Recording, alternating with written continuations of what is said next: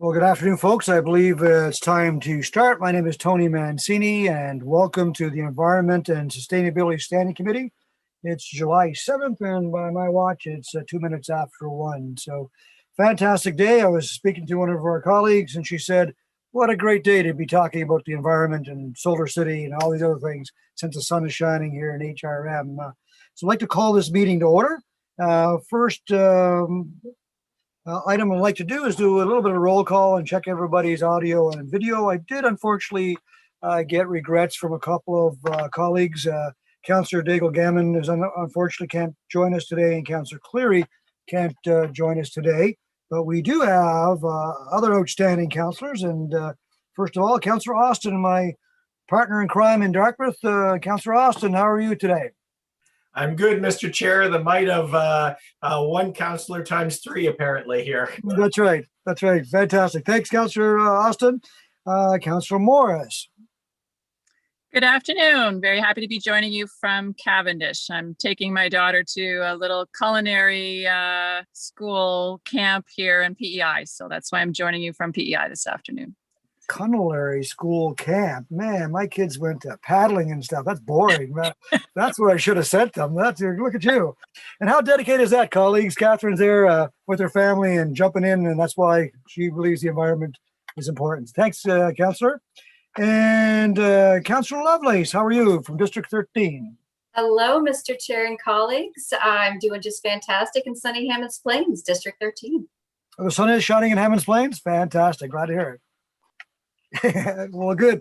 Welcome. We've got lots of outstanding staff with us today. No need to do the introductions. They'll be jumping in when we need to be saved from our comments. So thanks to all the staff and everybody joining us today.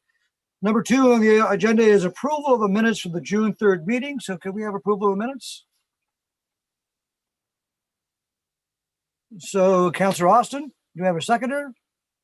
Second. Seconded by Councillor Morris and lovely PAI. All in favor? Aye. So we now have approved minutes. Next item is number 3, approval of the order of business and approval of additions and deletions. I don't see any additions or deletions, so if we could have someone move the approval. Chair. So by Councillor Lovelace, we have a seconder. All second. Thank you, Councillor Austin. All those in favor? Aye. Aye. We now have an agenda. Thank you. So any business arising out of the minutes? Seeing none, call for declarations of conflict of interests. Seeing none. And then it comes to motions of reconsideration, motions of rescission, consideration of deferred business, notice of table matters. Those all receive a big none, a big no. So we move into number 10, correspondence, petitions, and delegations. Madam Clerk, do we have any? Thank you, Mr. Chair. There has been one correspondence and has been circulated to the committee, and no petition from the clerk's office. Fantastic. Thank you, Madam Clerk. Colleagues, any petitions? Seeing none, then we move off to petitions. We now move to presentations. We have 2 presentations for us today. The first up is 10.3.1, using data-driven solutions to prevent litter. And we have 2 presenters, Nick Esposito and Luke McDonald from Literati. Gentlemen, are you online? I am here, Chairman Mancini. Thank you so much for having us. Nick, good to see you. Luke, are you online also? I'm here as well, Councillor. Now, Luke is no stranger to many of us, and he's also Team Italy's favorite soccer fan, too. And since he's dealing with Nick and myself, 2 Italian guys, he feels left out. So welcome to both of you today. Viva l'Italia for a big win yesterday in a shootout. So Nick gets it. That's right. And wait till Sunday. And wait till Sunday. So do you have your presentation, Nick? That's your visual? Do you have or? Yeah, I did send it over to Haruka. I don't know if it's queued up for us to go into. Fantastic. Haruka's doing her magic right now. So the title slide is up. Nick, you have 10 minutes. The way this works, you and Luke do your presentation. At the end of your presentation, then the committee members are able to ask you questions. So I hand over the floor to you, and thanks very much and welcome to the Environment Committee. And thank you so much for the invite, and thanks for having me. I'm here from Philadelphia, and I work for the company Literati. Want to also thank Luke McDonald for connecting us. And so Luke graciously, since we only have 10 minutes, is just kind of going to forego his, he was going to say a few words in the beginning, but I'm just going to hop right in so we can make the most of time. So thank you, Luke, and for all the great work that you do in Thank the you, Halifax area in Nova Scotia. I'll unmute myself now, and away we go. Sounds good. So you can advance the slides. There we go. So yeah, like I said, I work for Literati. We're a data science company and platform. It's based in North Carolina, but we work all over the North America and in Europe, and we're all over the world. But before I get into kind of what we do, I just want to talk a little bit about why we do what we do. So right now, as many of you know, we're producing more things on this planet than ever, all the consumer goods that we're using. Next slide. Which means that we're consuming more than we ever have in the past. Next slide. But with all that consumption, as we're seeing, our waste infrastructure is insufficient to deal with all the waste that we're seeing, whether it's actually making it to the landfill or the incinerator or the material recovery facility, or next slide. As we're seeing, 32% of this waste is ending up in our environment. So it's not even making it from the can into the facility where it's being processed. It's ending up as litter on our streets and in our waterways. Next slide. It pollutes our oceans. Next slide. It hurts our wildlife. Next slide. And ends up in our food chain. And again, that's a pretty stark, and I'm sure people know this statistic, but we're eating about that much plastic every week because it ends up in our oceans, ends up in our food chain, and ends up in our stomachs. Next slide. So the question now is, whose problem is this, right? And everybody's kind of pointing a finger, but you can put the next slide. Cities are some of the main ones that are getting the bill, right? And as city, so before I joined Literati, I was the zero waste and litter director for the city of Philadelphia. I've had the finger pointed at us. It's city government. They need to clean up. They need to do the work. It's their problem. It's their fault. However, next slide. As people are starting to realize we're all bearing the cost of this, whether it's all the waste that we're creating and the landfills we're running out of space, the incinerators that are burning it, or the cleanup costs, because it's the taxpayers that are funding the city to clean up all of this litter. Next slide. So speaking of costs, about $200 billion a year is being spent worldwide cleaning up. Next slide.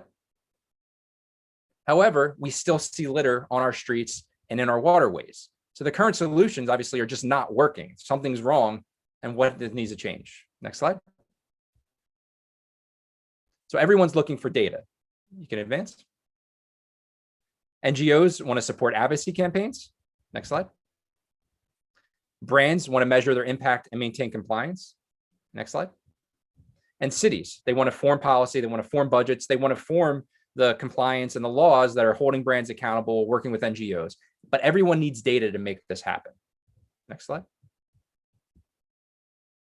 And that's where Literati comes in. Our job is to use our data science platform and our data collection systems using our artificial intelligence app to create a litter-free world. Next slide. So what we're doing is we're empowering people to be a part of the solution, and people from all different walks of life and all different ways. So right now we have about over 200,000 people who have downloaded the app. We have about 7,000 monthly users. They've collectively collected about 11 million pieces of litter that's gone into our database through our mobile application. Next slide. And the way the mobile application works is the old saying, a photo tells 1,000 stories. So our platform is able to identify the object, material, and brand of every piece of litter. Next slide. We do this through what we call the who, what, where, and when. So the who is the user. As I said, those 200,000 people downloaded the app. We know who those users are. Next slide. We're getting that object composition, so we know exactly what type of litter we're seeing on the ground. Next slide. The where, so we're able to say where it is. Everything is GIS located, so we can know the exact pinpointed location of where that litter was picked up. Next slide. And the timestamp. Everything is timestamped. So again, litter is seasonal. It's even times of day dependent. So we're able to get that information. Next slide. So just how it works is when someone takes a picture, they could take multiple pieces in the same picture. we're going to find and our AI has gotten to a pretty good precision point where we can identify, even without the human having to do any data input, that this is a cigarette, it's made of cellulose acetate, and the brand is Marlboro. Next slide. Same thing with this wrapper. We know that it's made of paper and it's Wrigley's. And next slide. This can, we're able to say it's aluminum and it's made of Pepsi, or made by Pepsi. So we're able to take this who, what, where, and when data on litter. Next slide. And we're able to do two really important things. We can analyze and engage this and with this data. Next slide. So with Analyze, we have a very powerful data platform through our backend data science, where you're able to take in all of the information that's been collected through researchers. And Literati actually trains researchers and deploys them on people's streets when we work with the city to be able to, as you see those red lines, people have walked those red lines and they've taken pictures of every piece of litter that they've seen on there. Now you can go through the side and you can filter all that out through different categories by object, material, brand. Say you want to say, okay, what brand was the most found on that route? What was the most, was it aluminum? Was it bottles, cans? We've had cities kind of really understand, wow, it's so much recyclable material that we're seeing on our ground. So not only are we not capturing it for recycling, we're actually having to pick it up as litter, a double whammy. We're also able to, next slide, do spatial analysis. So on here, we're able to put on a layer on top of like where all the transit areas are. So we're able to say, okay, what are the litter relations in relation to your transit stops? We could also put on a trash can layer to say, okay, are there trash cans at that, transit stop? What is the makeup of the litter there? Why is this happening? Why is the litter happening in this area? Again, getting to the who, what, where, and when, so we could really help you understand the why of why litter is happening in the first place through our analyzing tools. Next slide. And then with that who, what, where, and when we get to the why, well, how are we going to work together to solve this issue? So that's the engage side of our platform. So we're able to create these really great ecosystems of people that are going out using our app that's getting more and more gamified every day, more and more fun, to be able to, we have leaderboards to want to go out and collect this data for you. So yes, Literati can deploy our own paid researchers that we can do when we engage with the city around analyzing. But with our actual engage tool, we can crowdsource this data, which makes your cleanups a lot more engaging, a lot more fun, and a lot more effective. Again, the worst thing I saw in city government was sending people over and over to the same locations to clean up the same litter over and over again. It's like an exercise in futility and insanity.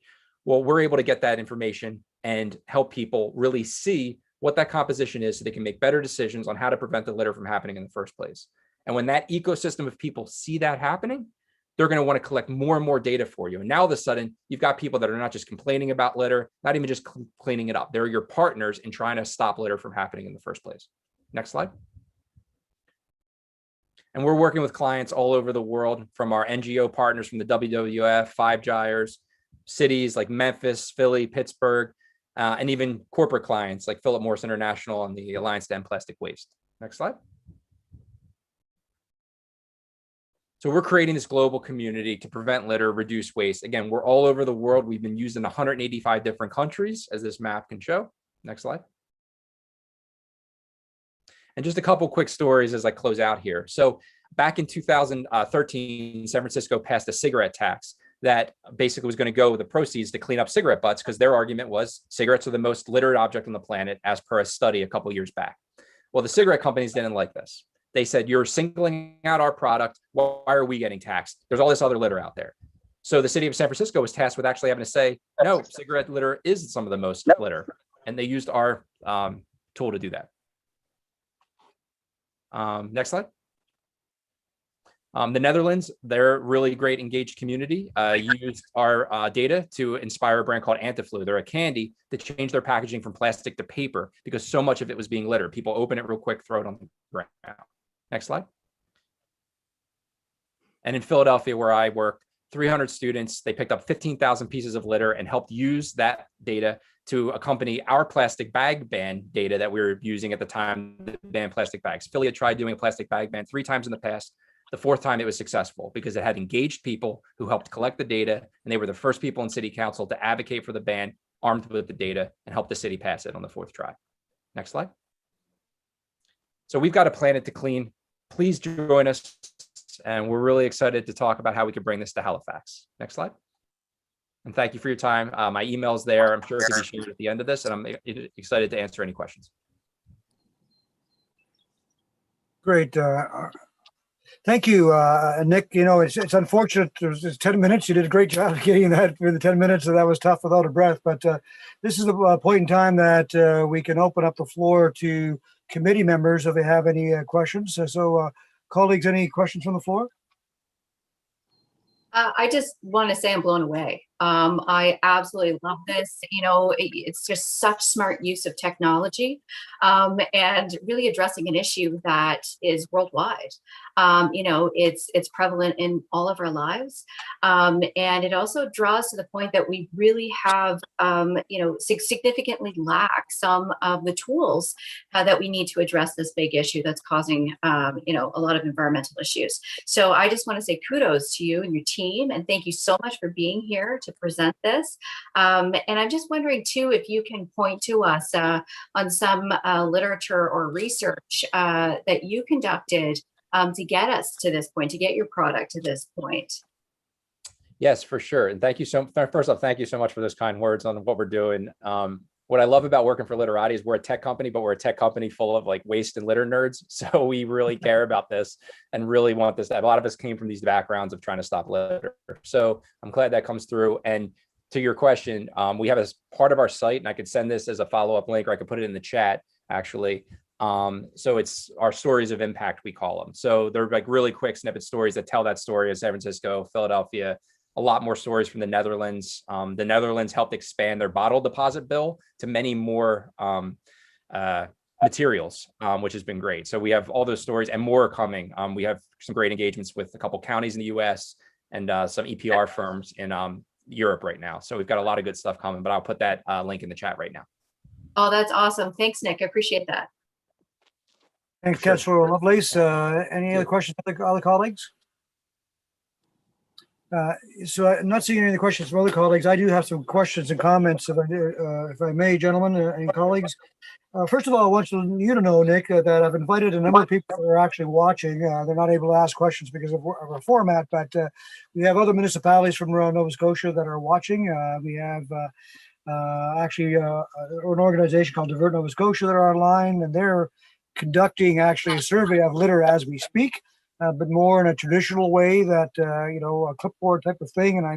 And that's important data. And we all realize data is gold, and to make decisions from a government point of view, data is gold, but that's just going on for your own information. And also, you know, you talked about a couple of things in your presentation and banning plastic bags. We've done that in Nova Scotia, and that was really led by our municipality. And the provincial government then saw that we were going to do that, being the largest municipality in Atlantic Canada, and so they made the right decision and took the leadership role, and now we have plastic bags being banned in Nova Scotia. And really, it's you know, it's no big deal. I mean, the sense from our businesses were well prepared; they knew it was coming. Our consumers now, we see them out there with recyclable bags. It's a small piece in the big challenge when we talk about litter and environment, but it's a key one. The other thing that we're working on is extended producer responsibility, not only here in Nova Scotia, but we're looking with the Maritimes and New Brunswick, our neighboring municipality, they're fast tracking it. They hope to launch EPR in 18 months. We just met yesterday with the Minister of Environment from the province of Nova Scotia, and they're going to come back to the time frame, and we're really hoping that Nova Scotia is going to match up to that time frame for EPR, and I really think that's going to make a big difference in all of this. I guess, you know, my question: what are the do you have Canadian clients, Nick?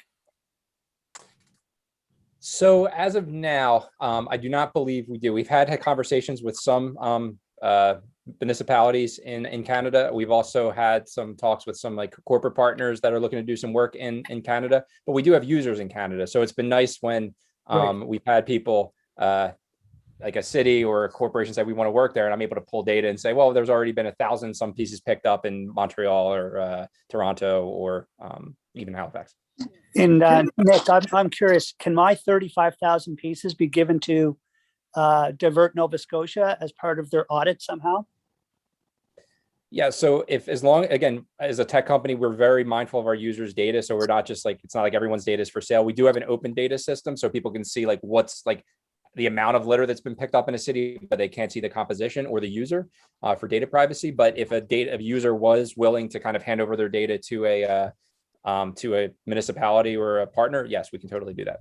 I'd be happy. I'd be happy to give up my my accounts for Quinpool Road, and I'm on the Dartmouth side in Cole Harbor, and so Caldwell Road is sort of my pet area, and then Quinpool Road, just because of the business I'm in, I've picked up this street 204 times, and I can break down every piece of litter as an example. Well, Luke, thanks for that offer. I'll connect you with the folks from Divert on that. I appreciate that. Last question I have, Nick, is then when you are working with the city, what's kind of the first few steps once there's an agreement to move forward? What does that, can you paint that picture, what that looks like? Yeah. So again, what I love about where we are, when we're an enterprise solution, we're like what you would consider like a SaaS product, but it's not like, the last time you talk to a human is when I sell you the product and then you just talk to bots from here on out. We have a really great, what we call the city success team. So you would be connected with a city success associate for ours at Literati, and then they would onboard the right amount of people. And again, what we do is we have an ecosystem we create of users. So we have like administrators that can see like all of the data. If you're bringing in other partners that are helping you collect data, they can see their data, but not everybody else's. So we have different varying degrees of data access. So you'll be completely trained on how to use all of our tools. And then also having like monthly check-in meetings to continue the work throughout. We usually do year subscriptions, although we can do less if needed. And throughout your engagement. And again, it's also talking about what is the right platform. Do you want to do the more focused research where you're using, selected kind of paid researchers, or do we want to do that more kind of engaged crowdsource, or do we want to do both? What is going to work for the municipality? So we'll find a contract that works for you.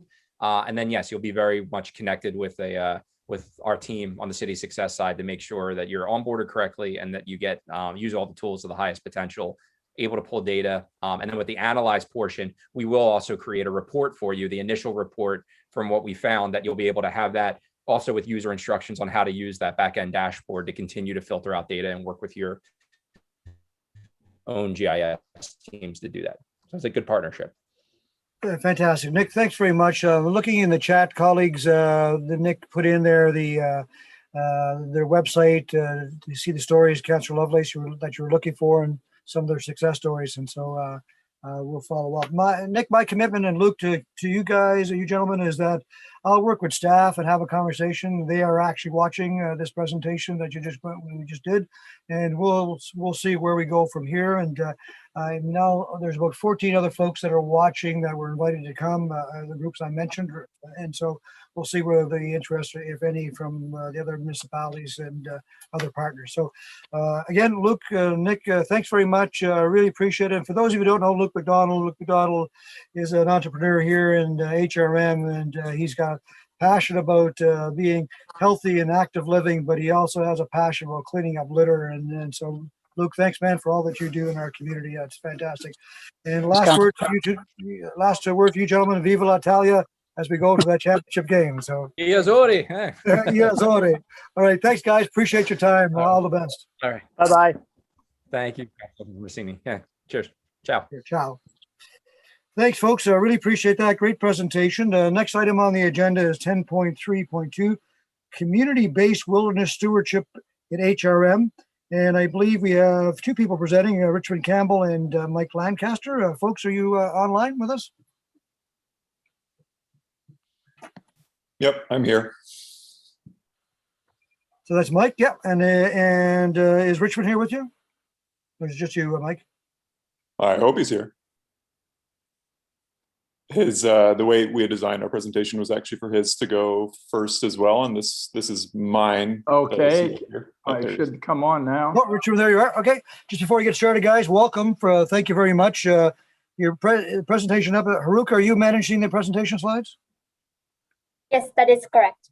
Okay, thank you, Haruka. So, gentlemen, welcome to the Environment Committee. We appreciate your time in being here today. The way this works, you have 10 minutes to give your presentation. At the end of the presentation, committee members, if they choose to, can ask questions. And so Thank you again both for being here, and I hand over the floor to you, gentlemen. I'm going to begin. I won't use the slides, but just briefly give an overview. Let me say that Mike Lancaster and I are very grateful for the opportunity to present our proposal of community-based wilderness stewardship. I'm Richmond Campbell, a philosopher by trade, but someone who has lived in HRM for more than 5 decades and spent most of my free time exploring with map and compass the stunning wilderness that surrounds us. When my wife and I moved to Hubli from the urban core several decades ago, I became passionate about protecting the wilderness at the headwaters of Woodens River. To this end, I co-founded the Woodens River Watershed Environmental Organization in 1995. We call it RIO for short. In 2005, RIO opened the Bluff Wilderness Hiking Trail, breathtakingly beautiful and 30 kilometers long. In 2008, the magazine Explorer voted it one of the 8 best urban escapes in Canada. A few years later, the province protected some 10,000 hectares of land surrounding the trail, known as the 5 Bridge Lakes Wilderness Area. Preserving wilderness is good news for biodiversity, carbon sequestration to combat climate change, and of course, the physical and mental health of HRM citizens. But there's a problem. In order to get this wilderness area protected, by many citizens had to fall in love with it. And to do that, they needed easy access to it. But now maybe you see the apparent paradox. We needed to build the trail for citizens to love the wilderness and have it protected. But in doing so, we risk destroying precisely what we want to protect. That's because careless use of the trail leads to braiding of trails, cutting of trees, trash and human waste, and high risk of forest fire. In not much time, we lose a great deal of what we've gained. This conservation paradox is not unique to the Bluff Trail. The regional plan names 5 municipal wilderness parks: Sandy Lake Regional Park, Blue Mountain Birch Cove Lakes Area, Western Common Wilderness Common, Shaw Wilderness Park, and the McIntosh Run Provincial Regional Park. These municipal parks are subject to the same dilemma. We need to care about and grow healthier from the wild spaces around us, yet our use of wilderness threatens its health devastatingly when it causes a forest fire. Trying to exclude us from the wilderness, even if that were possible, would rob us of the physical and mental benefits of contact with wilderness. The only way out of this problem, we suggest, is to change our culture and teach ourselves how to enjoy the wilderness without harming what we care about, to teach ourselves to be stewards of what we love. Is that really possible? In 2017, Rio began a steward training program on the Bluff Trail and tracked the effects of the program in detail. Mike will elaborate in just a moment. Let me give you the big picture. We propose a pilot program of steward training in one of the municipal wilderness parks. It would be low cost and modeled on the successful program on the Bluff Trail. An HRM staff person working with community partners would coordinate this community-based wilderness stewardship program. Mike Lancaster will now give you a deeper perspective on what we're proposing.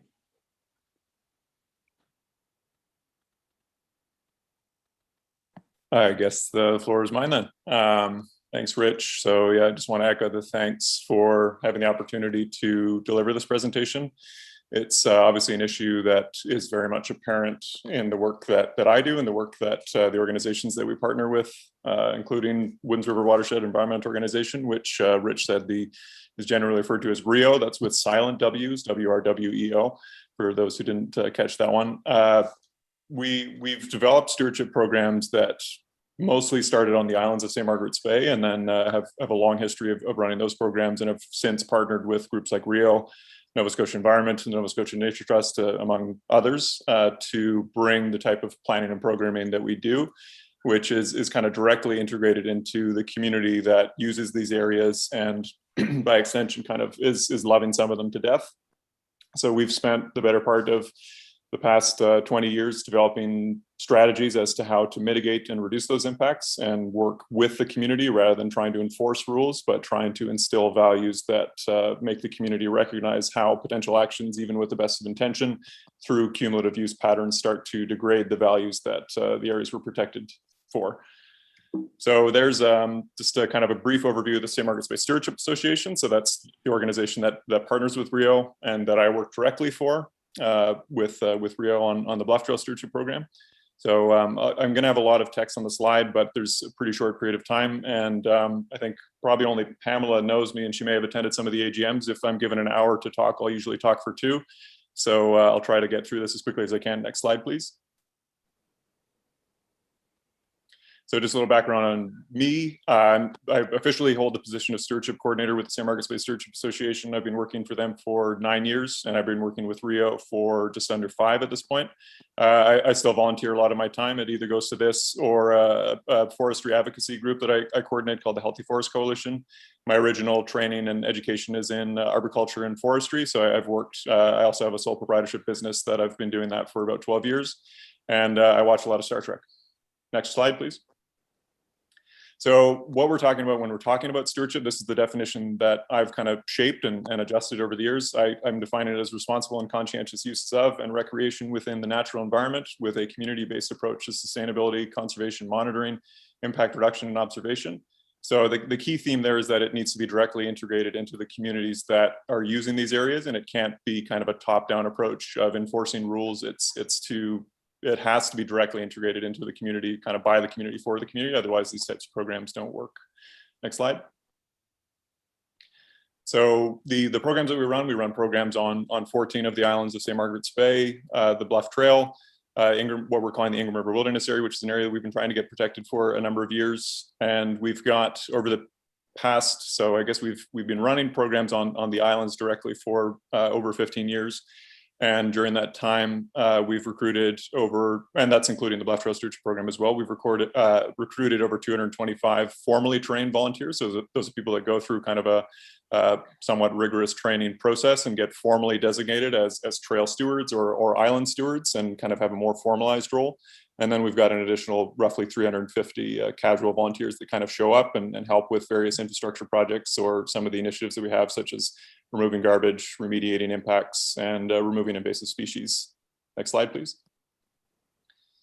So one of the key themes that I want to touch on is the amount of return on investment that programs like this can generate. So we've partnered with the province on some of the programs that we run, and they do partially fund us.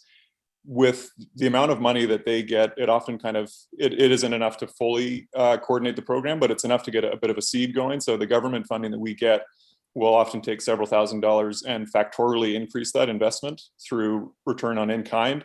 And it's to the tune of, I think, I forget the exact number, but I believe over the past 4 years of the Bluff Trail Stewardship Program, we've taken the funding that we've been able to receive and turned that into a total program value of just under $300,000. So with a little bit of investment, we're able to generate a lot, which reduces the environmental impacts, reduces safety risks, which, as Rich said, wildfire is probably the biggest one, but also just the gradual and cumulative erosion of the wilderness values that protected parks and green spaces. That's why they're protected, is to ensure both those values are balanced, community and ecology. In a lot of the areas that are near and within HRM, because of the high density of population, they're starting to be eroded, and the community values are kind of becoming the dominant consideration. So we need to ensure in the long term that the community values do not detract from the ecological values. So that's what these kind of the key theme of a lot of these programs are about. As Rich said, the intention is to really affect culture. So it's to ensure that awareness and education is there, but a big part of it is to change how we interact with natural spaces and how we view them and how we develop a relationship that is more symbiotic than extractive, and to work with community to achieve that means. So it really helps HRM in a lot of ways to reduce the kind of long-term costs of these types of things. And as I said, it's something that really is the responsibility of government to undertake, and downloading it to these organizations actually means that it's a much more cost-effective management strategy than trying to develop it in-house. So what we're trying to go for is kind of a partnership of both, something that helps to coordinate the in-house government side of it that will dramatically and factorially augment the amount of ability that these types of programming that would have, and ensuring that there's the maximization of this type of capacity and capability across the municipality. Next slide, please. So this is just a quote that I'm always very proud of. David McKinnon, he's the Systems Planning Coordinator at Nova Scotia Environment and Climate Change, Protected Areas and Ecosystems branch. I took him on a tour and kind of did an abridged version of how we train our volunteers. And he was wholly impressed with our work. And he said to me that we're doing Parks Canada level work, which was very gratifying for me to hear. So it just kind of speaks to the high level of programming that we're able to run in these programs. Next slide, please. So I just wanted to stop with some nice photos of essentially what we're trying to preserve.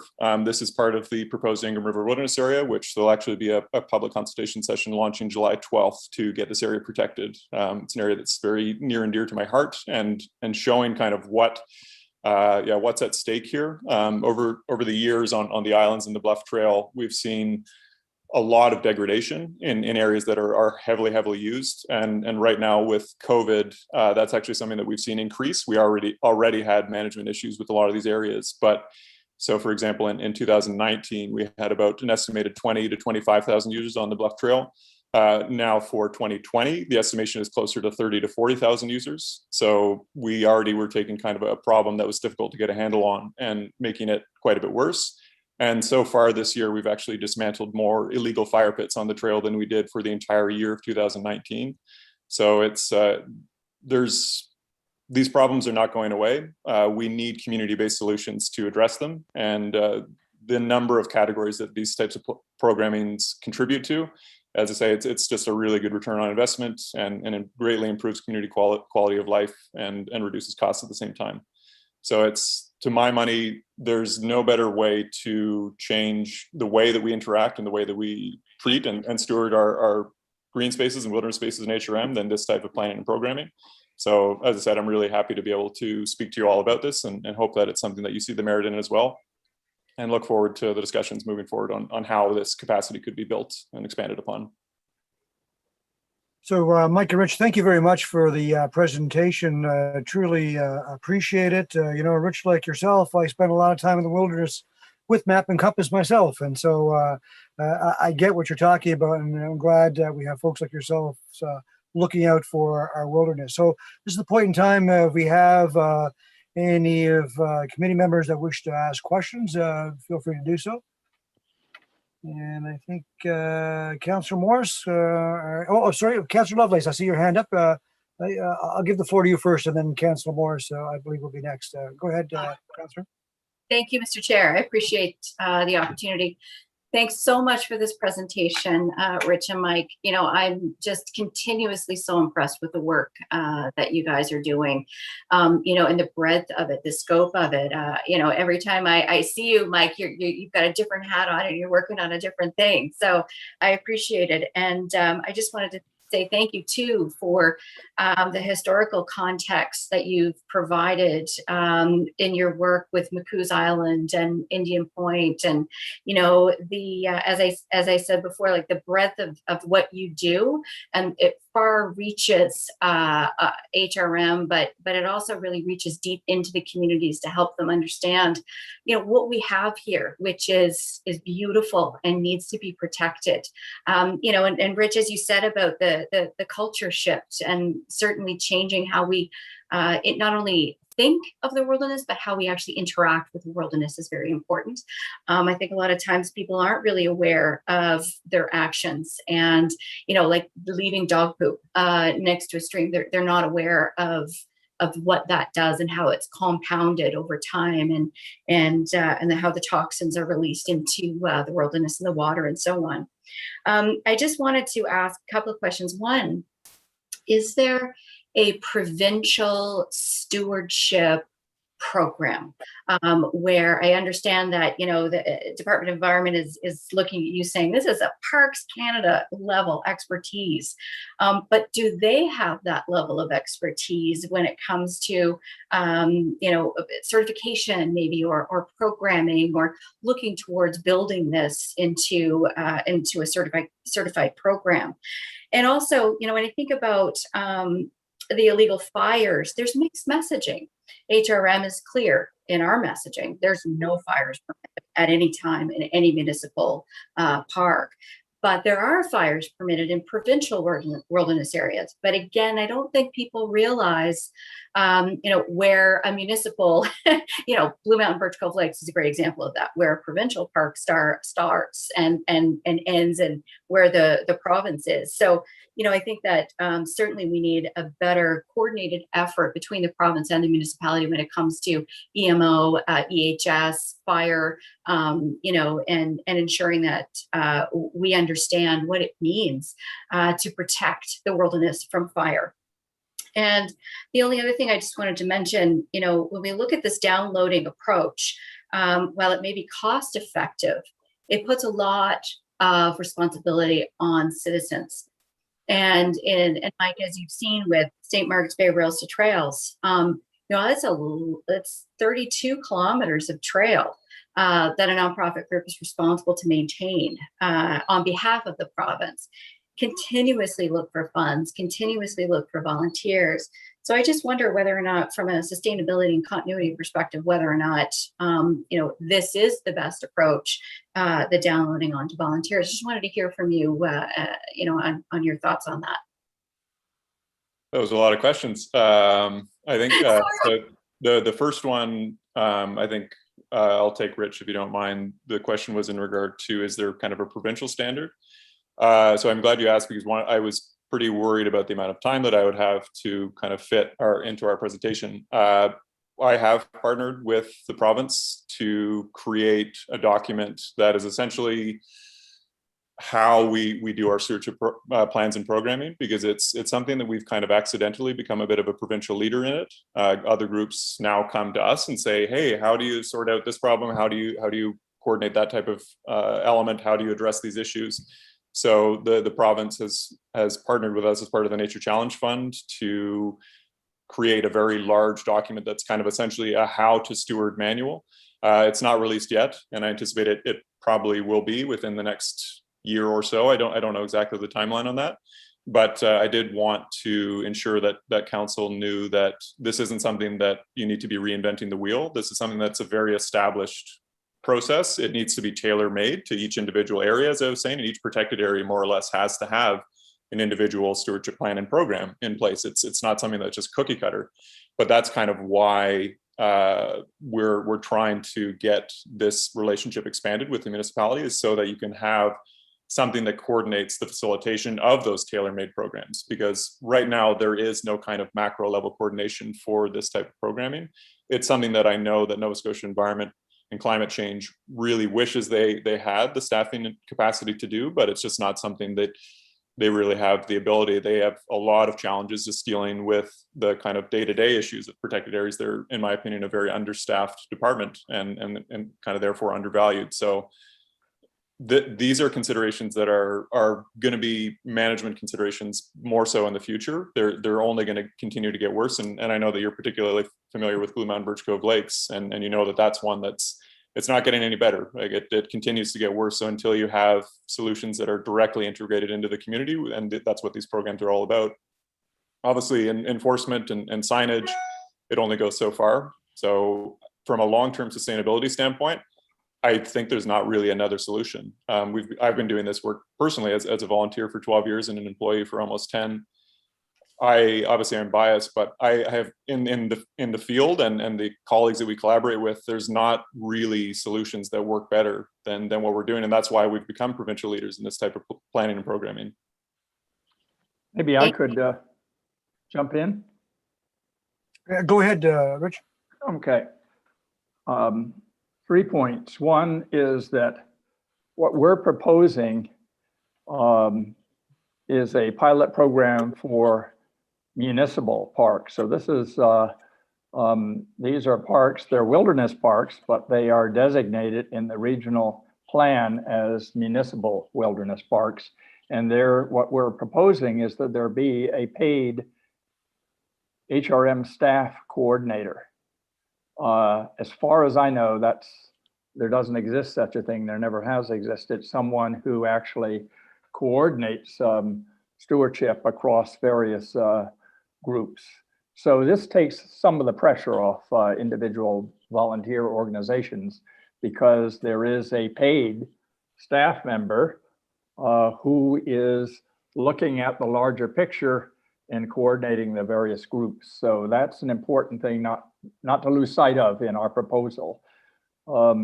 Second of all, there would be coordination involving both the province and the municipality. Even though they're different jurisdictions, the municipal wilderness parks often involve both municipal land and provincial land.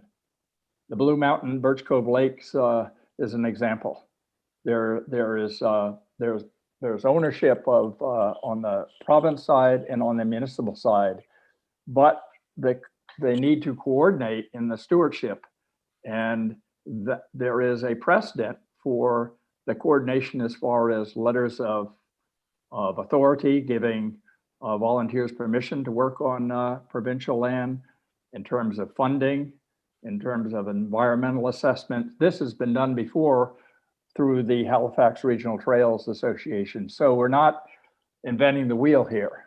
It's been done before, and this coordination can happen, but there would be a central HRM coordinator.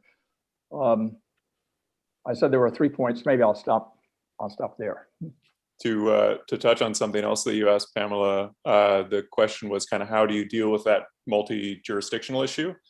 So one of the things that I mentioned was that signage and laws and rules kind of only go so far. That's why our programming is successful, because it's largely based through person-to-person conversation. Like right now, for this summer, I've got 4 students who are working through majority federal funding that I was able to get, that are spending pretty much working full-time on the Bluff Trail, working on some of our impact reduction strategies, ecological monitoring, remediation of damaged sites. But the main focus that they have is to engage with as many users of the trail as possible and convey those types of nuances to them. Because as you say, in a wilderness area, it's not technically illegal to have a fire, but it is illegal to have one on the ground. And you can't cut a tree, but you can take a stick from the ground. So it's a lot of these rules, it's not easy for the public to it's not a yes or no question. So when you have that level of nuance, you're putting the onus on the user to look up the various rules and restrictions, look up the Wilderness Areas Protection Act, read the individual clauses and see, okay, that's how this applies. We make it easier by training our volunteers in how to engage with the community in an inclusive, accessible way that conveys this awareness and understanding in a methodology that helps them to treat an area that they love a little bit better. So the vast majority of people that we talk to are quite happy to have conversations with us and are very pleased to know how they can love an area just a little bit more and not harm it inadvertently. Thank you so much. I really appreciate that. I know that the conservation officers with the province we don't have enough, and they're overworked. They don't have enough resources to do the work. So we appreciate everything that the volunteers are doing, and glad to hear that we've got some students on the trails too. It's fantastic. Thank you, Councillor Lovelace. Councillor Morris. Thank you. And I would just like to thank the presenters for giving us the benefit of their experience over the last 10, 15, 20 years. It's amazing to hear what they've done. I think I'm losing some of my power on the phone here, so I'll just keep it brief. I wonder if you could explain a little bit more, if we were able to put in a pilot as you're requesting, what would you specifically do to, what types of actions would the stewards be taking to prevent forest fires in our near urban wilderness areas? Excellent question. I think I want Mike to speak to that, but I will just say that suppose that you had you wanted to keep the public out of the woods. The people most likely to create fires illegally and have them get out of control are the people that are not going to obey the rules about keeping out of the woods. And so the best protection is to have lots of people in the woods who know what to do and care about what to do. So you won't see what I often see is somebody who has made a fire on the roots of a tree. I can't even imagine what they were thinking. But so I think that the prevention of forest fire it's never going to be perfect, but I think the stewardship approach of changing the minds of many people will actually put pressure on those who, if they were alone, would do such a stupid thing as making fire on the roots of a tree. Thank you. Mike? Yeah, a big part of what we do, it's not about enforcement, right? Like we're not there to enforce the rules. So it's the approach is very much based in a way that we're trying to ensure that the users of these spaces wrap their minds around how these certain actions and activities, how they can be harmful, especially from when they're applied to a cumulative scale.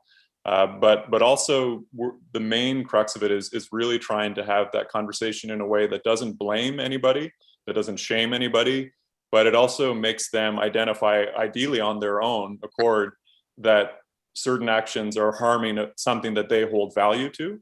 Because if you're just saying, don't do this because it's important that you don't, or because it's illegal, or because it harms this endangered species, that's not going to resonate with a lot of folks. So what does resonate is how you tune the message to speak to that direct individual and how it's going to impact something that they value and hold dear.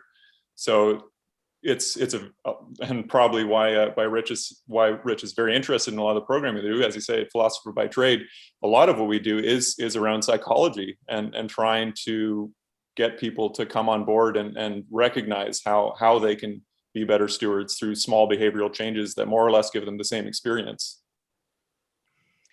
Yeah, thank you. You described it beautifully. I think what you're saying is it's an education process, but it's the relationship of the steward to the person that they're encountering. And it's a lot more subtle than just putting a sign up and saying, don't do this, don't do that. It's engaging people in a new way. Yeah, whenever we can, we always try to make sure that we almost never say, don't do that.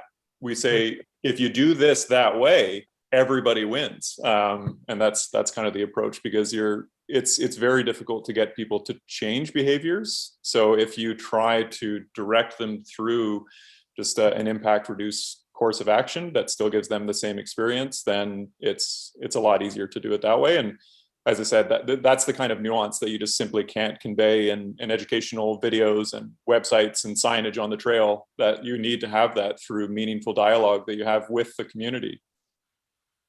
Fantastic. Thank you so much. Thank you.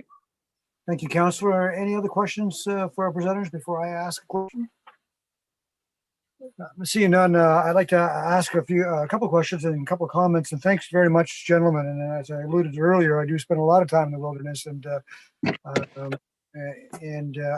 I know I could get away with what Councillor Morris has done now, I might have done chair this meeting from the woods, but maybe next time. And you sort of asked my question, Mike, what Councillor Morris was asking about, because when you said to do it this way, don't do it that way, because I had a vision. I'm trying to have a vision of what the stewardship program looks like, and I see people in the woods and coming across that individual, Rich, that may be building that fire on a root system and not understanding that and saying you don't do that, and how that interaction happens. And then we all know what happens if they're breaking rules already. That interaction could go down a path. How do you ask a volunteer to do that, right? So that's education really is the key. My first question is, so this education and this having these watchful eyes in our wilderness makes a lot of sense. But is there a component that needs to be done that's not even taking place in the wilderness? And I think of our youth, we look at all the success we've had with recycling and stuff, in our municipality, and Nova Scotia has led the country many times when it comes to recycling and the environment from that perspective. But a lot of it started at grassroots with the youth, and understanding. I know about, going in and not going into the wilderness and leaving it untouched and not making an impact on that. But I was taught at a young age to do that. I don't think a lot of our youth know that or understand that. So a lot of the challenges you've described, you're trying to avoid, many of them are actually adults, oddly enough, not knowing. So is there an element of that education piece at the grassroots, whether, it's in the schools or whether it's in the different groups that can be done? We definitely partner with the local schools quite often to do presentations to classes. Pre-COVID times, that was a fairly regular thing for me to do. I would also give a lot of presentations to Boy and Girl Scout groups, and pretty much any group that is interested in learning about that. We've done it with a lot of children's camps as well, summer camps over the years. It's definitely rings true with kind of any advocacy efforts, but these ones as well, that if you want to change the parents' behavior, normally the best way is through the children. Yeah, absolutely. So, so it is something that I'd say there's definitely more opportunity for expansion of those efforts. A lot of what we do is very much based on the site, because it's a very powerful thing to be able to point to examples, because a lot of what we're talking about is very nebulous, it's very theoretical. So, but when we have an example to point to, like on the Bluff Trail, for example, we've got this long boardwalk, and off-leash dogs have worn these channels through the wetlands that the boardwalk is looking to prevent. So when we have a concept like that, like a lot of people are somewhat resistant to how could a dog have an ecological impact? They're an animal, they don't have an ecological impact. But it's the scale of these things, right? And so it's the fact that on the Bluff Trail, we get about 6,000 dogs coming to the trail every year. And so when we have the ability to point to say, here is what we're talking about, this is the impact, and this is what we're trying to avoid, and this is how we avoid it. It becomes a lot more powerful. So often we have tried to get groups, and we have done quite a number of presentations on the islands of St. Margaret's Bay over the years. I've probably done in the ballpark of 100. And then on the Bluff Trail as well, we've done several with youth groups, just to kind of give them that hands-on experience, which a lot of kids, that really helps to facilitate their learning is those hands-on examples. And it works with adults too, but I think with kids, it's particularly powerful. Those are kind of the moments that stick with them. And then when they're on the trail later with their parents and their dog is kind of traipsing through the wetland, they can say, hey, Mike Lancaster pointed out that endangered species of sundew that's right there. Don't do that. Yeah, glad to hear that. I think there's more opportunity to expand that type of education there with all families. The pandemic, here it is, 15 months, 16 months almost now. And, if there's any good that came out of the pandemic, the one is our citizens, residents, appreciating our parks and our wilderness more than ever before. We're seeing that number increase dramatically.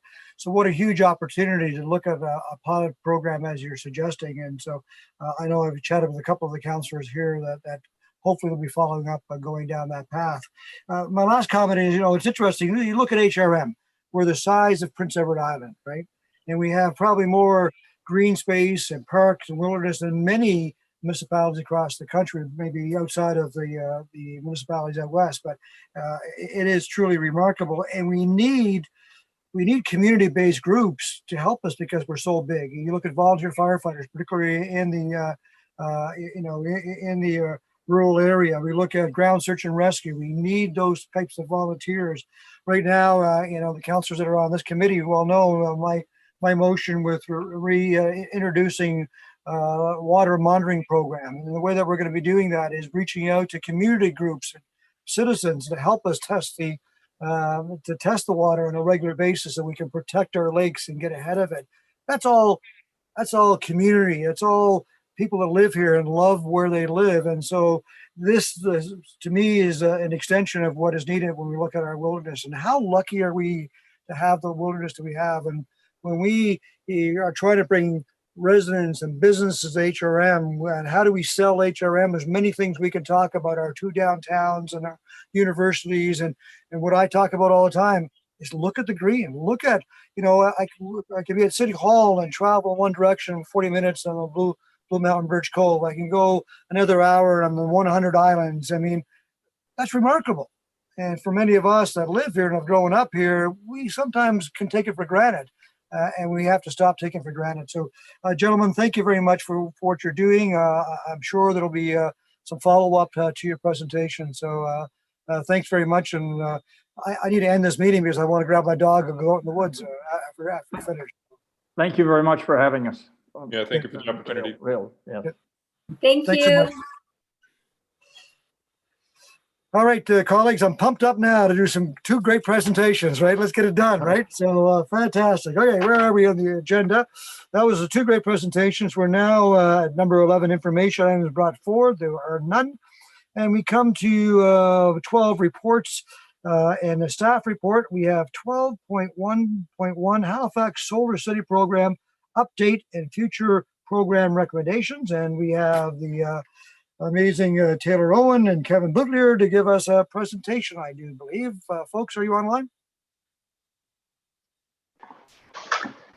Yes, I am here. Hey, Taylor. Hey, Taylor, how are you?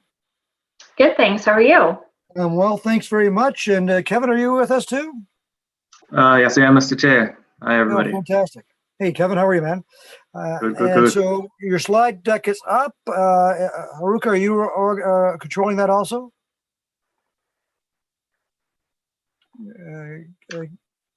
Who's controlling? I'm going to be sharing the slides.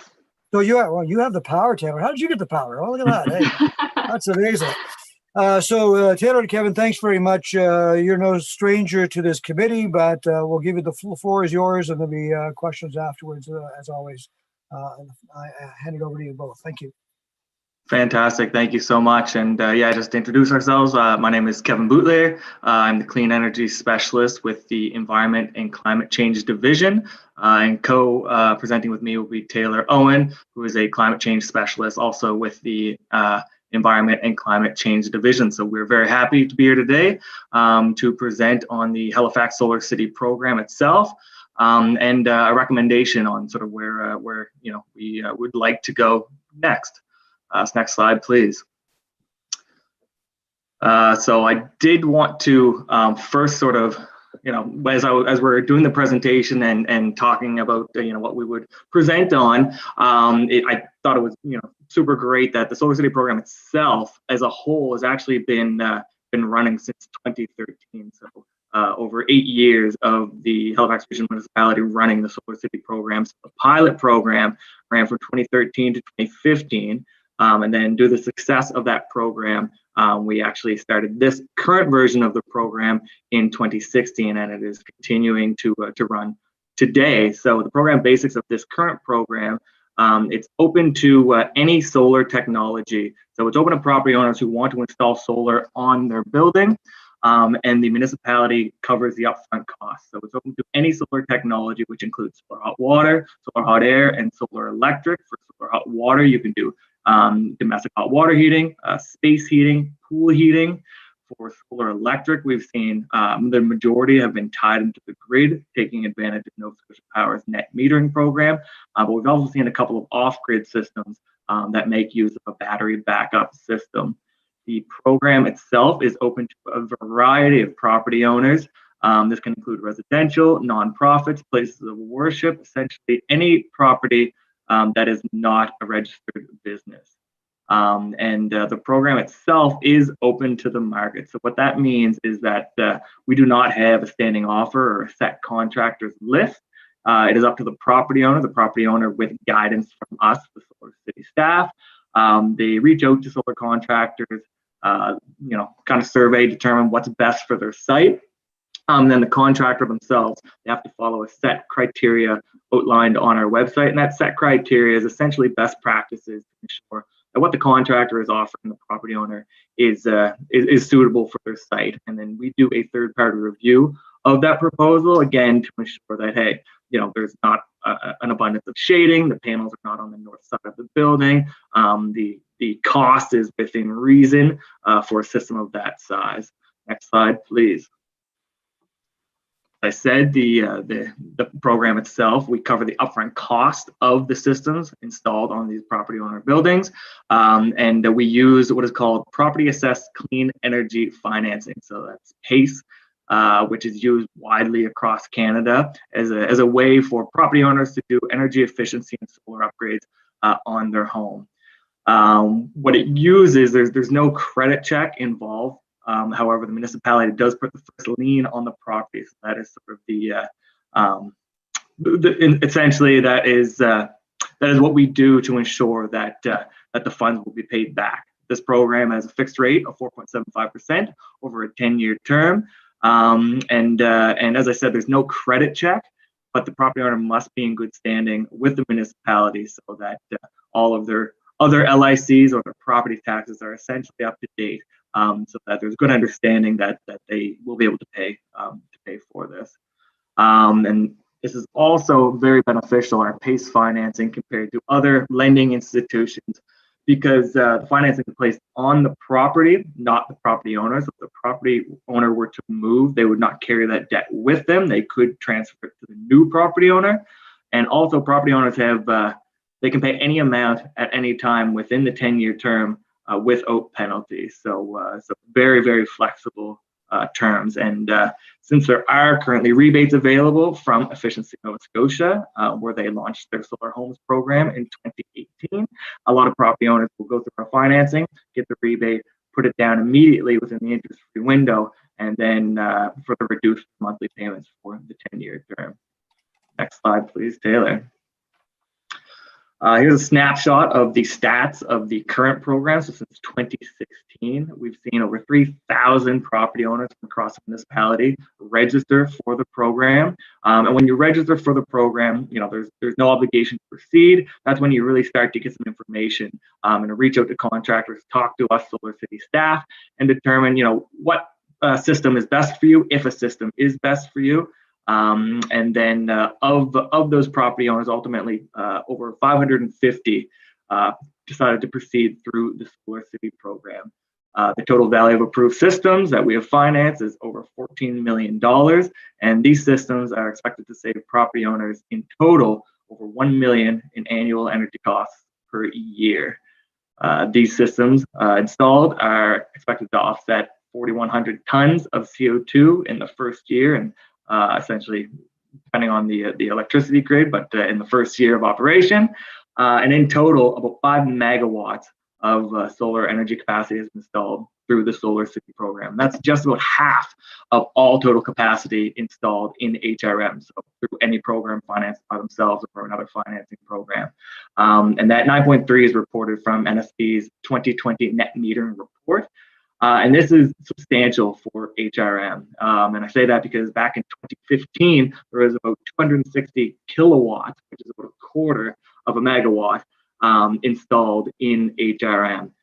So that report, and you know, Dunsky Consulting released a report a couple of years ago and said that the increase in solar adoption here in Nova Scotia is really due to solar homes rebate offered by Efficiency Nova Scotia, the net metering program that we have with Nova Scotia Power, and financing options like the Solar City program. Next slide, please.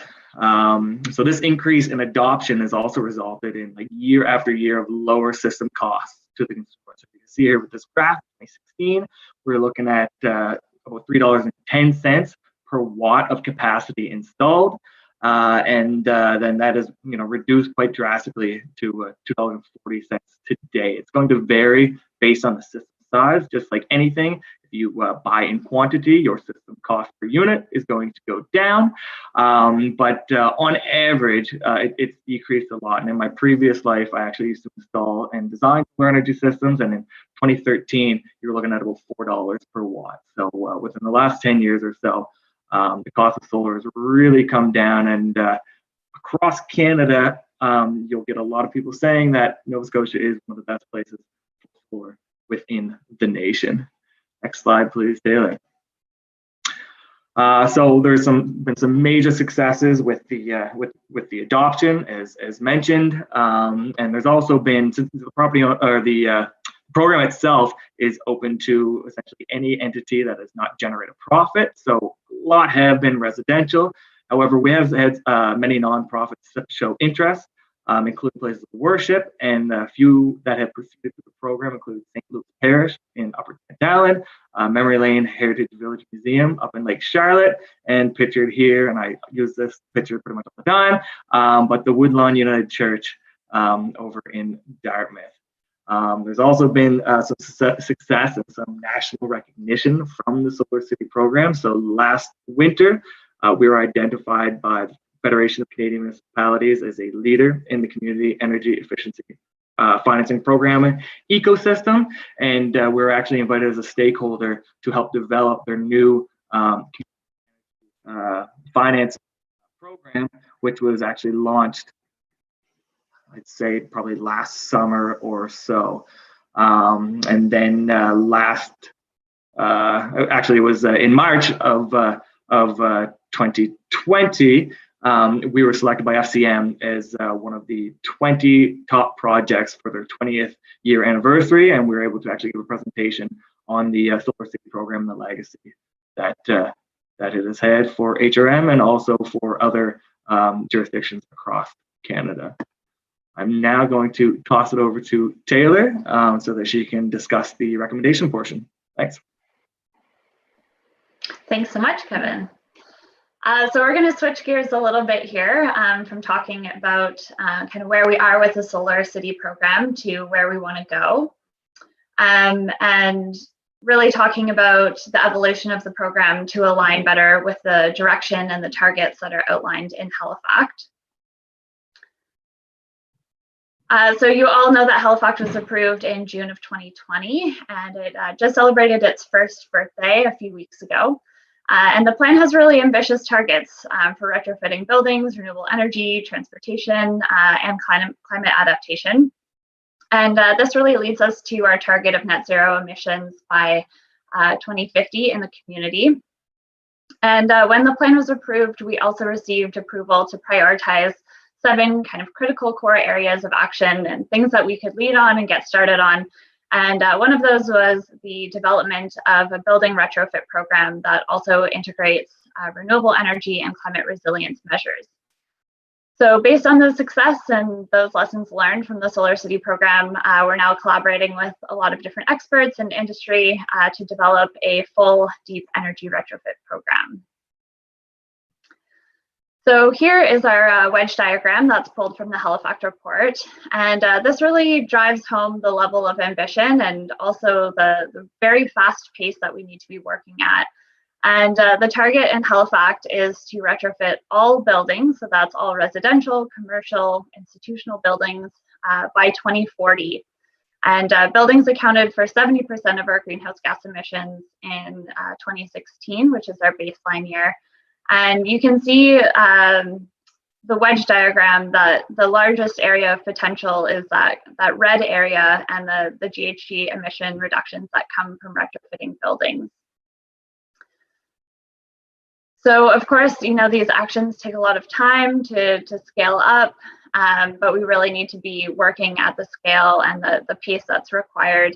And for the building retrofit side, that means retrofitting about 5,000 residential buildings or units per year, and also retrofitting around 50,000 non-residential buildings over that next 20-year period. And another example of the scale of action that's really required is that the Solar City program that Kevin just updated us on has installed 5 megawatts of solar since it began, and it's definitely worth celebrating. But if we're looking at that green area of the wedge diagram, that's our goal for rooftop solar and the emissions reductions that we can get from that. And we should be installing around 45 megawatts of solar per year to stay on track with those targets there. So they seem really big and overwhelming to be looking at these numbers, but we need to get started somewhere, and we need to begin implementation of these actions. And luckily, there's people, you know, in cities across Canada and globally who are really diving into this retrofit space. And there's a lot of people that we can learn from, and we're also really well set up to lead in this area. So, and this is really why that we've been starting to work on the development of a retrofit program that builds on the success of Solar City, but expanding it to include energy retrofits and resilience measures. So we're calling this R3, so retrofit, renewables, and resilience. And the main objective of it is to achieve a 50% reduction in energy demand from existing buildings. So this includes both electrical and thermal demand within these buildings. And these are the parameters that were provided to us by our consultant in putting together Halifax. So that's really the target that we're aiming for in retrofitting buildings. And in order to do this, some of the measures that would be included in a retrofit would be envelope upgrades, so replacing windows, increasing insulation, doing air sealing, mechanical system upgrades, so increasing the efficiency of a heating or cooling system or switching to a less carbon intensive fuel. And then also including on-site renewables, which at this point is usually solar and battery storage, and then also thinking about resilience measures. So how can we make these buildings also more resilient to our future and changing climate impacts? So we know there's already a lot of organizations and government programs working in this space. So one of our other objectives is to really collaborate with those existing programs and build upon the success that already exists. And designing for flexibility.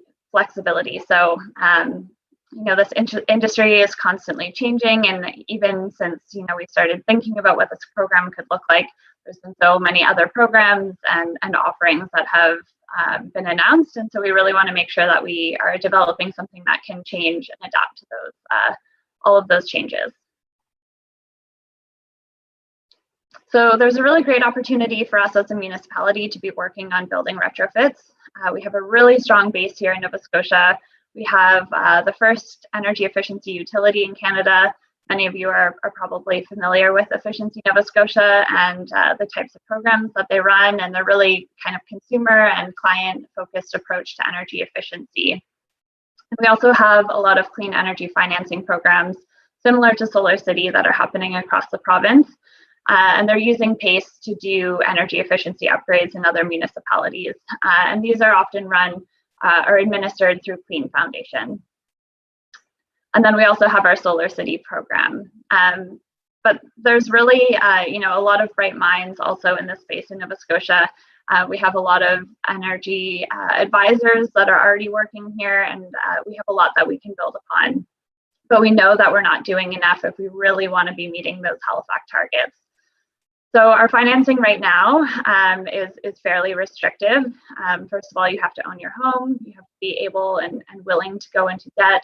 And then we're also, working with that one measure of solar, and we haven't expanded to offer financing for other energy efficiency upgrades. And we also need to be thinking about making sure that our financing is accessible. So making sure that no one is left behind in this transition, and also the programs that we're developing. And we need to be doing deep energy retrofits. So not just solar, but really thinking about the whole building and how to make it more energy efficient across the board. And we also know that there's a lot of market confusion. There's a lot of current programs that homeowners are hearing about and thinking about. And so that one window approach is also going to be really necessary for us as we develop our program. So this is a little bit of a side project that's also related to our program development for the R3 team. And so this is a parallel project that would help us really answer a lot of the financing questions that I mentioned on the last slide. And we applied to the Federation of Canadian Municipalities and their Community Efficiency Financing Program for a grant of $175,000, with 80% of that coming from FCM. And the purpose of this is really to conduct an evaluation study of the Solar City program. And this grant, if successful, would also allow us to hire an expert to assist in some of the program design aspects of the R3 program. And these include considering equitable access for all residents, assessing options for loan product competitiveness, ensuring the ability to scale the program to meet the Halifax targets, and developing a minimum requirement for third-party lenders or utilities to be offering the financing. So we know that we can't use PACE financing to meet the scale and really the demand of the larger retrofit program that we're thinking of. And we also don't want to become a bank where there's already financial institutions who are really well set up to offer financing. And so we want to explore what that could look like, and also the role of municipal government to really be thinking about equitable access for all residents. So what we've been up to since January really is trying to use a collective impact approach to program design to prototype the R3 program. So we have a team of about 10 individuals, some from HRM, from our Environment and Climate Change group, from our Finance Department, Efficiency Nova Scotia, Queen Foundation, the Climate Emergency Unit, and then also some building science experts. And this group has been meeting on a weekly basis since January to really understand the barriers and the issues and think through how to develop an attractive and effective program and learn and experience together also. So in August of 2020 and also in this past spring, we had many of our staff and external stakeholders participate in the Gigaton challenge. And that was really to learn about collective impact and how we can kind of change the way that we are working on these really big and complex issues to be more agile and adaptive. Really think of a small kind of bite-sized project idea, test it out, try it, learn from it, and scale up what works and kind of forget about what doesn't work. So it's a very different way of approaching program development than is usually used in government with many years of planning and thinking and reports. It's much more agile and trying to get some action started. So this is the first time, the first project that the Environment and Climate Change group is using kind of what we learned in that summer school to really test it out and try and develop the program. And we also received $75,000 from the Nova Scotia Department of Energy and Mines to support this work for the R3 design team, and that's allowed us to have some more project management support and also bring in a lot of experts and speakers that we can learn from. So the real prototype that we are trying to test over the next little while is the idea of a navigator. And we're not really sure if it will be called a navigator once it's really launched, but we felt it really summed up the kind of role of what we're trying to do. And this person or people or platform would really act as a general contractor and provide one-on-one advice and expertise to a homeowner who is thinking about or trying to do a deep energy retrofit. So they would kind of do the whole process of, from the interest and doing an energy audit, figuring out what measures make the most sense for that homeowner, and then also scheduling that work to happen so the homeowner doesn't have to really think through who they need to hire to do all of the different work. That would kind of be managed by the navigator.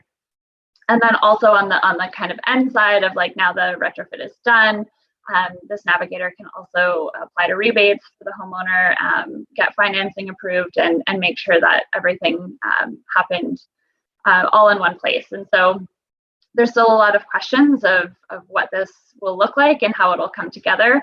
But what we're really trying to do is have an ability to test this out, learn from it. And so this is something that we can offer in kind of a larger full-scale program in the future.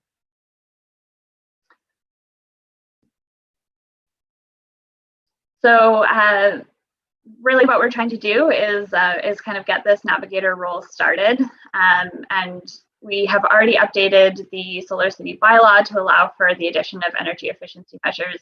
So we're really looking to approve the inclusion of additional energy measures beyond solar as part of the Deep Energy Retrofit Program, and then also approve the Deep Energy Retrofit Pilot Program, which would incur up to $3.5 million in expenditure to be fully recoverable from the participating property owners and operate in the same manner as Solar City. So we're really trying to take the Solar City model and allow us to try out this navigator role by opening up the Solar City program to deep energy retrofits so that we can learn from it, experience it, and then hopefully scale up to a full program in the future.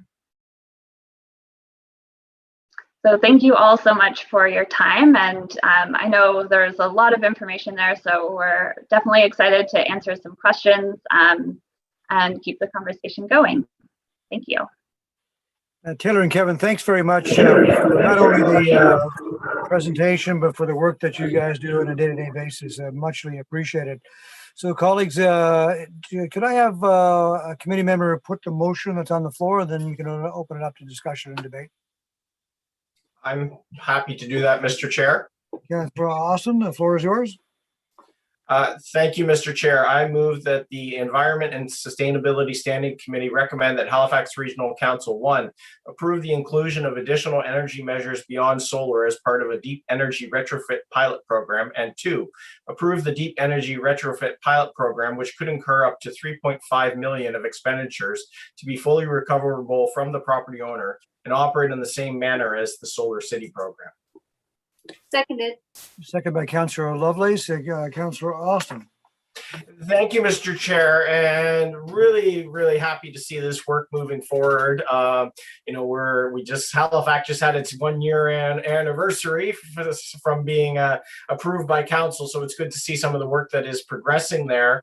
You know, if anyone doubts the urgency, we just need to go back and look at Exhibit A from last week, with where literally hundreds of people have died in BC from the heat wave. So the pressing and emergency and urgency of all of this work is it's crucial. So very much appreciate that everything that you folks are doing on this program. So I have 2 questions about it. The first would be, you know, on the financing piece. I mean, I know like there's a hesitancy to become a bank, basically, but there are real advantages for people in terms of being able to, you know, as in Solar City, there are advantages to being able to put these expenses with the property, because then the payback is, you know, it's over time, and it means like, well, if something comes up and I sell the house, and then, you know, someone else gets to net my investment, whereas if the debt is with the property, and then that issue goes away to some extent. So I know there's some reluctance there. Have we ever looked at, you know, at the interest rate that we charge, that 4.75%? Because you know, full disclosure, going through my own you know, home renovation debate these days, and I mean that's quite a bit low, quite a bit below or higher, quite a bit higher than what you could get at a bank these days. Who would like to answer that? Kevin? Yeah, so through you, Mr. Chair, to the councillor. So yeah, it's certainly correct that you know, some rates with the bank or line of credit or through the home can be lower. The interest rate itself was designed so that the cost of administering the program and our cost of borrowing was offset, so that the non-participating taxpayer was impacted. There's also the I guess the benefit of some property owners that have gone through the program are actually unable to get a lower rate. And I was actually, you know, a culprit of that a couple of years back, where I went to the bank to try and get for solar, and the rate was, you know, astronomical, right? So there's definitely benefits to the rate and other non-benefits. But what we also offer too is the guidance and advice to property owners, so that they can get solar and potentially not use our financing. And for the pilot program that we're recommending, the financing is sort of a means to an end, so that we can actually test the navigator portion itself, and then ideally, if we're successful through the CEF grant that we've applied for, we'll then determine what that optimal and competitive interest rate could be, either through PACE or through a third-party financing institution itself. And then one last thing I want to note on using the PACE financing, as it does have the benefits of the debt being on the property, and you pay it off at any time. It is restrictive because it is only for non-profits. So we have a number of apartment buildings, condo buildings, and businesses that we do need to retrofit and add solar to. And currently, the charter does not allow us to offer financing for that. Thank you for that, Kevin. I mean, I'll just editorialize for a moment. I mean, I think we're in a different place than we were when this first launched. I would have absolutely zero problem justifying, well, basically as a subsidy, right? You know, that piece about like the person not participating in the program doesn't contribute towards the cost of the program is self-sufficient. You know, I personally, the day for self-sufficient small steps is over, and we need to move really fast on that. And if that means making this really, really attractive so that we get the uptake we need to deliver Halifax, well, that's the cost that we're just going to have to pay. And we're going to have to tell people who are not participating, yes, you're contributing something to this through your taxes, even though you're not using it, because that's the cost of protecting our civilization. So the other question I just had on that, you know, in terms of that navigation piece, I don't know if it's a question, you kind of already touched on it. I think that's really, really important because as again, I'll just relay my own experience as a homeowner going through the renovation projects and, you know, trying to cobble all that together. I mean, the complexity you're dealing with is really, really significant. And I think there are people who are just like, well, geez, that is just too much for me to deal with. I'll get to that later, and later just never comes around. So I think the navigation piece, I'm really keen to see how that turns out, because I think there's a lot of potential value there. So I think the program all around is good. I'm just my only concern right now is that you know, we might need to be improving the finances to really make it an offer that's too good to refuse, to really get people to sign on. If the money is really, well, there's really cheap money here, and people will take care of all the work for you. If that's what we need to do, that's what we need to do. Thank you. Thank you, Councillor Austin. Any other questions before we go to a vote? I do have some comments to make. I'm good. I'm just happy to move forward. Good. Thank you, Councillor. So for me, first of all, Kevin and Taylor, thank you for always including the Woodlawn Church, which is in District 6, and showing off those great solar panels. I don't know if my colleagues saw it. If you look at that slide again, they've actually arranged some of the solar panels in a cross. How creative is that? So that's pretty cool. And speaking of the slide deck, can you share that slide deck with us too, please? Is that possible? Yep, great. I'm seeing heads nods. So today it's kind of there's two things. There's the current program and some of the history of the program, and then where we want to go next, the navigator role and all of that. So on the program, we have 7 relatively new counselors, one here, 2 here online today. During the orientation, was there any presentation done to the new, so all the new counselors are fully aware of this program and understand this program?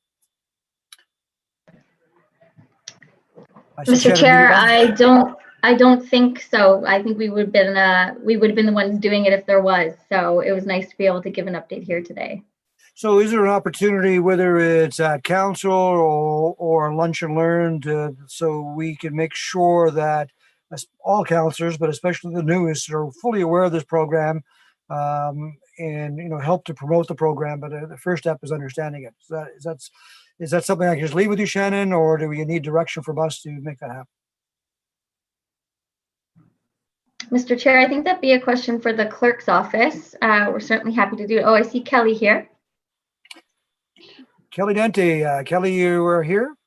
I am here as the CIO's representative. Yes, we can certainly do a lunch and learn if that's the wish of committee or council. We're available to do that. So yeah, no special motion needed other than just organizing that through the administration. Well, colleagues, if I just get a thumbs up or heads nodding, I think that's worthwhile.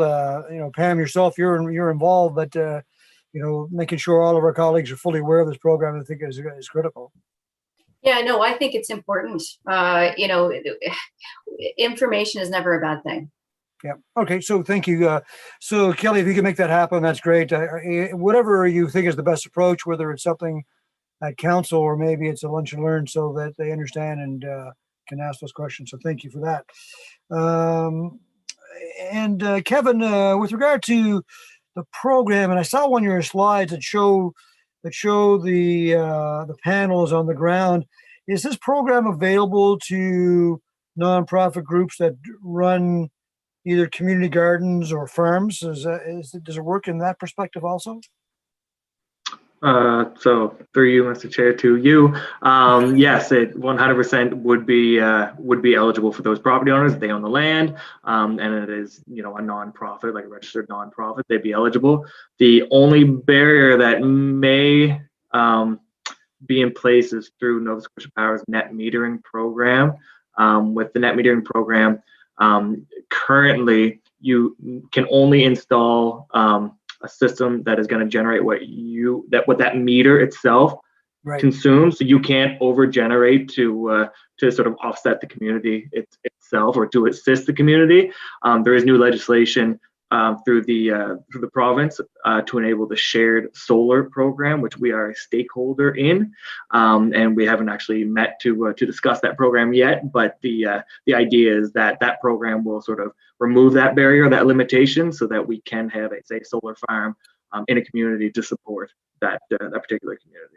Well, thank you for that. And what I'm thinking of, and Councillor Lovelace just recently came and toured the North Grove in Dartmouth North, and the large farm. I was there again this morning, and they expressed that interest. So maybe I'll just connect them with you, Kevin, and you can have that conversation. That'd be perfect. Thanks very much. Yeah. So again, in any material that you can share with us and share, especially with all my colleagues, especially the new ones, of promotion of the program. I think the majority of the councillors now are pushing out monthly newsletters, and there's an opportunity to promote the program. If you could maybe put something together that makes it easier for that promotion purposes. And through Hadi, who is now in the councillor's office, who is helping coordinate a lot of the data or information that goes in these newsletters, maybe that'd be best to connect with her, and then she can put it together in a format that works for all of us. That would be great. So my last question is, so what's next in this? We were going to vote on the motion that's in front of us right now. What happens next? So if this motion is approved today at this committee level, where does it go next? Well, that's a Shannon Mediamar, or is that a clerk question? Mr. Chair, I believe it goes to Regional Council for approval. Right. And then we start the pilot. Yeah. Well, again, more reason to have that lunch and learn and have it sooner than later, in anticipating this. And so thanks very much. So I see no other questions. Oh, one quick additional question from Councillor Austin. Go ahead, Councillor Austin. Thank you, Mr. Chair, and I anticipate the answer to this will be a positive one. I'm assuming that, like, our program, as we think about the future of it, the retrofit piece, that our goal will be, whatever our design is, that it's very much something that can be overlaid with whatever the feds in the province are offering. So that it makes the most of it. The solar programs with the green homes and then the solar rebate, they don't overlay like the feds in the province are. It would be nice if all three levels of government, whatever the programs are on offer, that they were transferable so that folks could maximize them. I'm assuming that our goal would be to make sure that if you're getting a federal or if you're getting provincial, that there's no disqualifications in the municipal one. Mr. Chair, through you to the councillor, yes, you're absolutely correct. We want everything to be stackable, just the same way that Solar City is with the provincial rebate and our financing. You can take advantage of both. And it's such a changing landscape right now. Almost weekly, there are some changes because the feds are pretty much throwing money at the retrofit problem. So there's a lot of people working to try and figure out alignment and how all of that structure is going to work. So it's a pretty disruptive space right now, but we're kind of right at the right time to be digging in and testing the navigator while all of those financial pieces get sorted. And we're pretty confident that we're going to get that grant that we applied for with FCM, and that we'll really be digging into, because we're really thinking it needs to be a third party that does the financing, because it takes away all of the barriers that we have as a municipal government with our charter. And it opens it up, everybody being able to access it. And then we can play in a space where we can ensure equity, potentially with some of our funding. And so we're really excited to kind of get that work going. And really, this is This is fairly new work across Canada. There is no really large successful retrofit program to turn to in Canada. So we are connected with a lot of the major cities in Canada, the work they're doing and the things that they're testing as well, and also with the United States that's kind of ahead of us on this. So lots of opportunity. Thank you, Shannon. Thank you, Councillor. And seeing no other questions related to the presentation and the motion, so we'll call for the question. And all those in favor signify by saying aye. Aye. Aye. Anyone opposed? That is carried. That motion is passed, and so we'll see that hopefully soon at Regional Council. To Kevin and Taylor and Shannon and everybody, thank you very much for the work on this file and the presentation today. Fantastic. Moving on to 12.2 members of standing committee. There is none. It comes to boards and committees, motions in camera, all none. Madam Clerk, are there any added items? There is no added item for today. Okay, thank you. And any notices of motion? Seeing none. Now, usually at this point in time, we have public participation, and public participation is actually has stalled for the last number of months because of the pandemic, but we're now able to do public participation via Zoom.